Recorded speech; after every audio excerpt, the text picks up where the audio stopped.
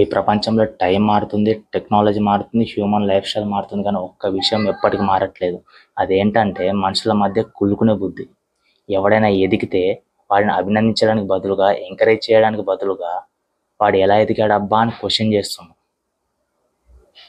ఏదైనా ప్రయత్నం చేస్తుంటే సాధించడానికి హెల్ప్ చేయకుండా వాళ్ళ కాళ్ళు పట్టుకొని ఎలా లాగాలా అని దాని మీద ఇంట్రెస్ట్ చూపించి ఆలోచిస్తున్నాం. ఇలా ఎందుకు జరుగుతుంది దాని గురించి ఇప్పుడు మాట్లాడుకుందాం. ఫస్ట్ ఆఫ్ ఆల్, కుళ్ళుకునే బుద్ధి అంటే ఏంటంటే, ఒకరు సంతోషంగా ఉన్నప్పుడు వాళ్ళని చూసి మనం బాధపడ్డాం. తెలిసిన వాళ్ళు కానీ లేదా నీ చుట్టుపక్కల ఉన్న వాళ్ళు కానీ కొత్త ఇల్లు ఉన్నా, కొత్త జాబ్ వచ్చినా, ఫర్ ఎగ్జాంపుల్ ఇప్పుడున్న సోషల్ మీడియా ప్లాట్ఫామ్లో మంచి పేరు సంపాదించుకుంటే వాళ్ళని మోటివేట్ చేయకుండా, ఎంకరేజ్ చేయకుండా ఆ అదృష్టం కలిసి వచ్చిందిలే ఎంతకాలం ఉంటుంది అని వాళ్ళ అచీవ్మెంట్ని తక్కువ చేసి చూస్తున్నారు. దీనికి మెయిన్ రీజన్ ఏంటంటే అసూయ. అసలు మనుషుల మధ్య అసూయ కలగడానికి మెయిన్ కారణం ఏంటంటే ఒకరితో పోల్చుకోవడం, అంటే కంపారిజన్ చేసుకోవడం. మన జీవితాన్ని, మన లైఫ్ స్టైల్ని వదిలేసి ఎప్పుడు పక్కనోడి లైఫ్ స్టైల్ ఏం జరుగుతుంది అని ఇప్పుడున్న సోషల్ మీడియా ఆ ప్రాబ్లంని మరింత పెంచేసింది.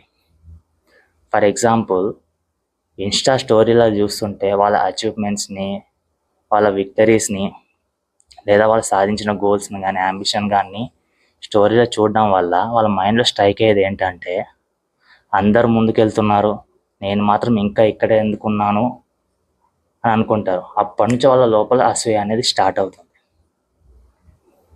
ఫర్ ఎగ్జాంపుల్, ఇలాంటి పీపుల్స్ నీ చుట్టుపక్కల ఉన్నారంటే వాళ్ళు నీతో ఎలా ఉంటారో, వాళ్ళ లక్షణాలు ఎలా ఉంటాయంటే, నీ యొక్క అచీవ్మెంట్ని తక్కువ చేసి చూస్తారు. నువ్వు ఎంత కరెక్ట్గా ఉన్నా నీలో మిస్టేక్స్నే వెతుకుతారు. ఇంకోటి, నీ డ్రీమ్స్ ఎంత పెద్దగా ఉన్నా వాటిని కూరలో కరివేపాకుని తీసి పడేసినట్టు అంత చిన్న చూస్తారు.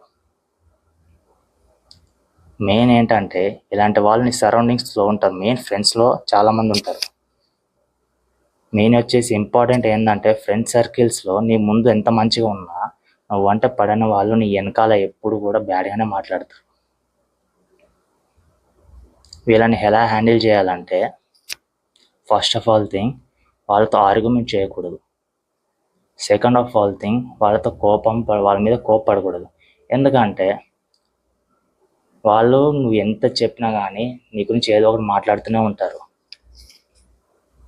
నువ్వు వద్దన్నా, ఎంత కరెక్ట్గా ఉన్నా నేను పాయింట్అవుట్ చేస్తూనే ఉంటారు. వాళ్ళకి మెయిన్ ఆన్సర్ ఎలా చెప్పాలంటే, నీ అచీవ్మెంట్ తోటి, నీ విక్టరీ తోటి చెప్పాలి. ఎందుకంటే నువ్వు వాళ్ళ మీద ఫోకస్ చేయకుండా నీ గోల్ మీద, నీ అంబిషన్ మీద లేదా నీ యొక్క అచీవ్మెంట్ కోసం కష్టపడితే వాళ్ళే రియలైజ్ అవుతారు, ఏదో ఒక రోజు వాళ్ళు మాట్లాడుకున్న మాటలు మీనింగ్లెస్గా మారిపోతాయని. సో ఈ విషయంలో నేను చెప్పేది ఏంటంటే, ఎదుటి వ్యక్తి ఏదైనా సాధించినప్పుడు వాళ్ళని ఎంకరేజ్ చేయండి. ఇంకా ఏంటంటే, వాళ్ళు ఎలా అచీవ్ చేశారో వాళ్ళ దగ్గర నుంచి కొత్త కొత్త విషయాలు నేర్చుకోండి. అలా నేర్చుకోవడం వల్ల ఏమవుతుందంటే మనకి ఈజీ అవుతుంది. ఏదైనా సాధించాలన్న కసి, ఎలా సాధించాలో అనే ఒక రూట్ మ్యాప్ దొరుకుతుంది. ఎప్పుడు కూడా ఎదుటి వ్యక్తి యొక్క అచీవ్మెంట్ని ఎంకరేజ్ చేయకుండా డిస్కరేజ్ చేస్తే, లేదా ఎదుటివాడి డౌన్ఫాల్ని కనుక మనం కోరుకుంటే ముందు డౌన్ఫాల్ అయ్యేది మనమే. So that's it for the video. దీంట్లో ఏమైనా మిస్టేక్స్ కనుక చేస్తుంటే కామెంట్ చేయండి, and like and share, subscribe.